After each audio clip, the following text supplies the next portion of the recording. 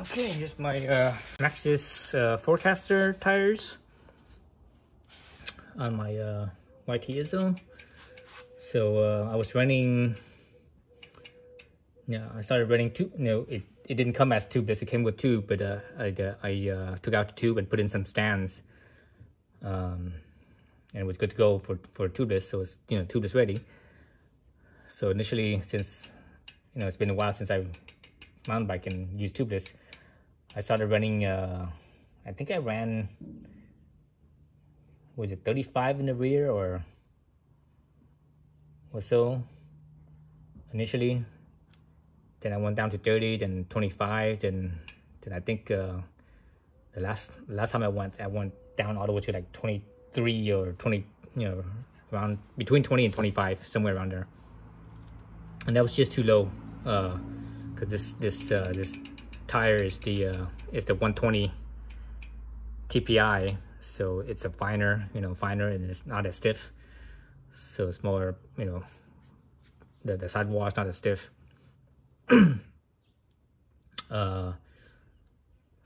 So basically, the pressure I used was too low, and basically it caused the tire to pinch flat. Usually pinch flat. Most of the time when you have a tube, it usually happens on a tube.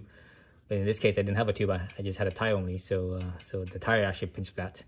That's the reason why people use cush core and such to protect the tire. But anyways, so I got a pinch flat right here. And you see I put in some rope plugs. Put in a little rope plug right there.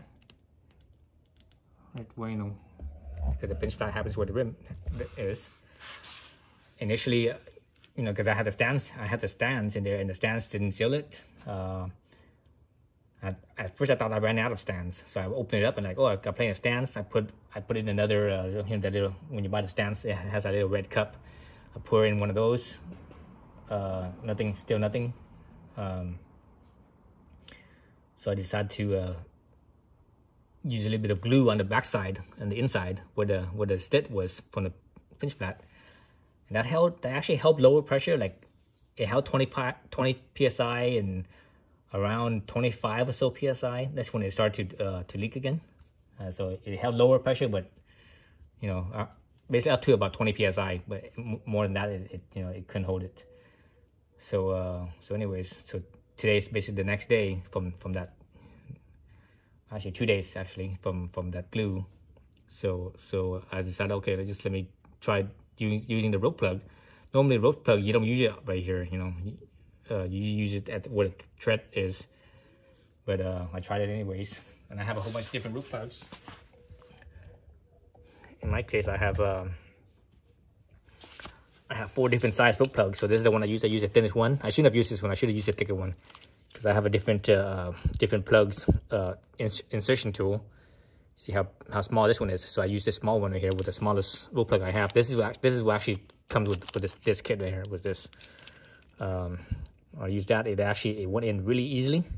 You just slid right in, and there was like almost no resistance. So that tells me that this rope plug might be on the small side. I should have maybe used this one, or maybe even this, possibly even this one. This one might be kind of big. Maybe this second smallest one would have been better. But anyways, I plugged it in. And also, it's a good idea when you use rope plugs, don't just plug them in by yourself. Use some vulcanizing cement, rubber cement, vulcanizing. You put it, get the rope plug onto your tool, thread it through the tool. Then once it's in the thread it through the tool, wet the rope plug on both sides, on both, not just left and right side, but also back and forth, front and back, with a layer of vulcanizing rubber cement, and give it like I don't know, at least 5 minutes or so. Wait until the vulcanizing cement haze over. That's the key right there. Do not stick it in right away. If you stick it in right away, it won't seal. You let the vulcanizing cement haze over. It gets dull. That's your cue to when you could actually plug the rope plug in. So I plugged it in and it stopped. So now I'm gonna pump it up. Let's see, I'm not sure what pressure I have right now, but let me pump it up again and see what pressure I'm gonna run. I think I'm gonna try running at So I think, you know, 20, what was it? 23 or 22, whatever it was too low. I'm gonna try running it at, I think 25 might be kind of low too, especially for rock gardens. If it was like hard pack, just dirt only, no rock gardens, 25 in the back should probably be okay, but with the rock gardens, I think it's still not enough. So I should probably just pump it up to like, maybe just below 30, like 27, 28. And I'm gonna leave the front in the low 20s and the back in the upper 20s. So the front I'm gonna leave like around 22, 23, and the back I'm gonna leave around 27, 28 or so. Let's see, let's actually look at my gauge here. Actually, I'm not sure you guys could see it very well. But where the red needle is, that's 50 psi. And on the inside, each red marking is 10 psi. So right now I'm at 20 psi. 20. I want to go up to, let's see, I want to go up just shy of 30 psi. Just shy of the 30 mark. Let's see, 50, 40, 30. So I think that should be enough.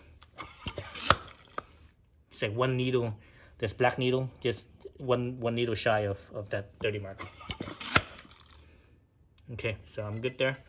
So I'm gonna leave it there, and I think that's good enough for my my pressure.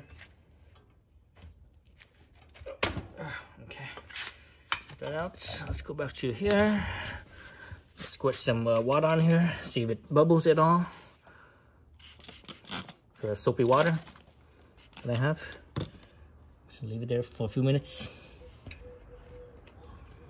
and see if it bubbles. So I don't see any bubbles. Sometimes the bubbles don't come up right away. It takes a few seconds. So let's give that a few seconds. 5-10 seconds should be more than enough. While I wait for that, let me put all my stuff away here.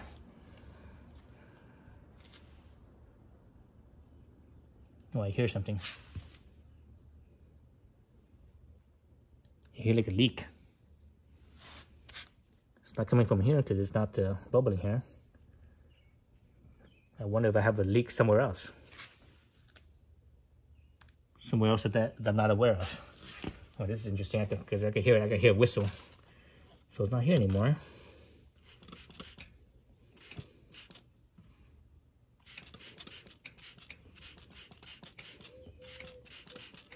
And this is on the other side.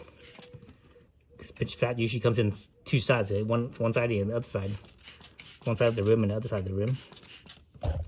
Oops.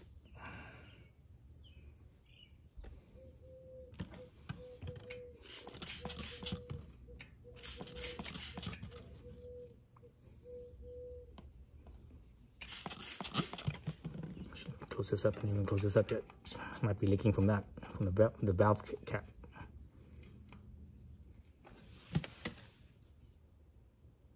Yeah, I still hear it. It's a very faint whistle.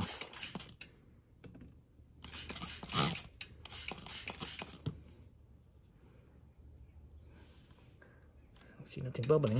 It might be on the other side, like I said.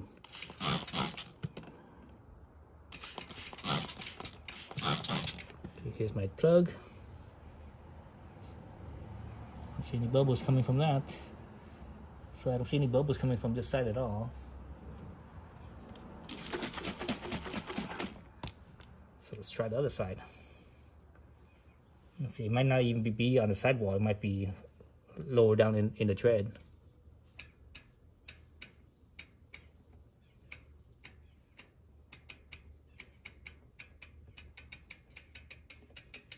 Now I know for sure that this, before I plugged this in, it was leaking from here because it was like it was a very slow leak from here.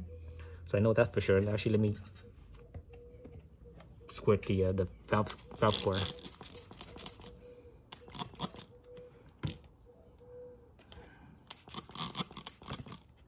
So nope, no bubbles from there either. Let's check on the other side of the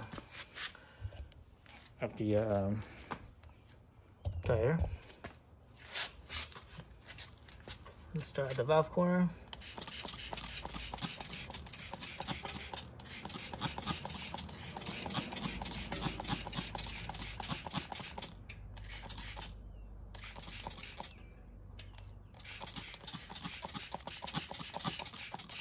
So here's the other side. The tire plug is right here.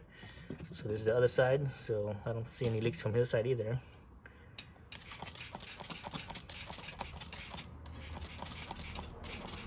Wonder if I'm getting a. Oh, there it is, right there. See that? So that's a pinch flat as well. Oh, I got a pinch flat in another spot. That's interesting. So I had more than one. I thought I only had one. That's interesting. Oh, this looks weird. Oh, I have a dent right here in my rim. Shit, I didn't know that. Oh, dent in the rim. That's from that rock garden that I was riding on. My pressure was too low. Actually, you know what? I had the puncture and I was still riding on it after the puncture. So I think that's what happened. Okay, so I need to plug this up. So this looks like a somewhat small leak too. So I'm gonna use one of the small plugs.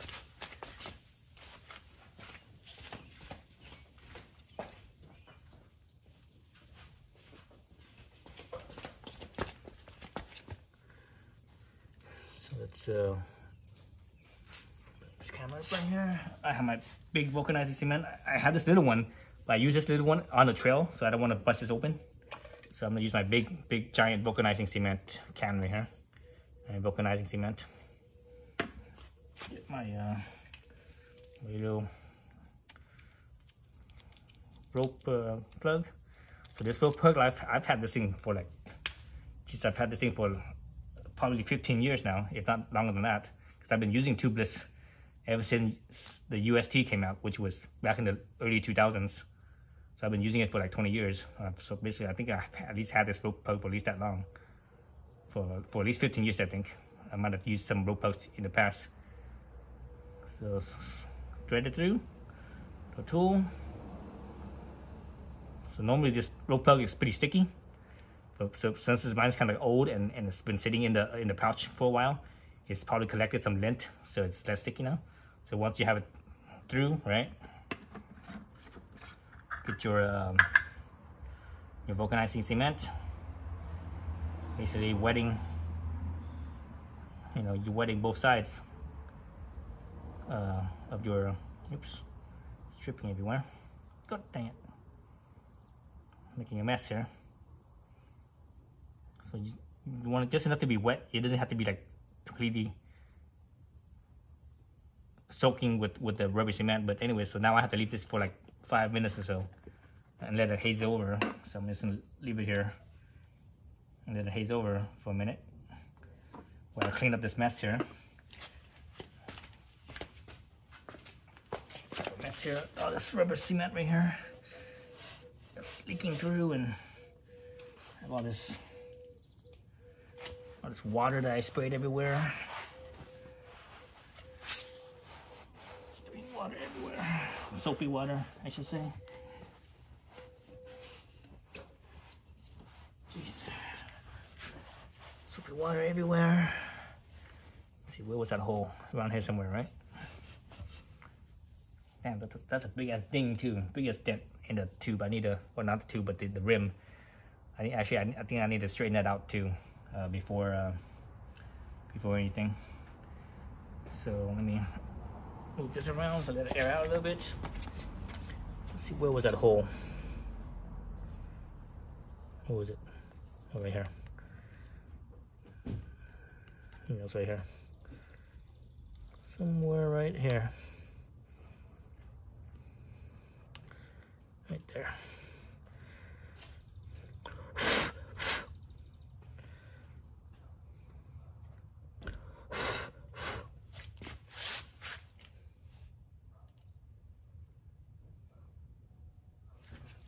I think my whatchamacallit is aired over enough. See if I can fill it with this tool. If I can fill the hole. Yep, I fill it right there. Right there. Push it straight in. And push it all the way as much as I can anyways. I want to have the minimum amount of that plug sticking out. Like that. And straight in, straight out. Okay, that's it. It should be sealed.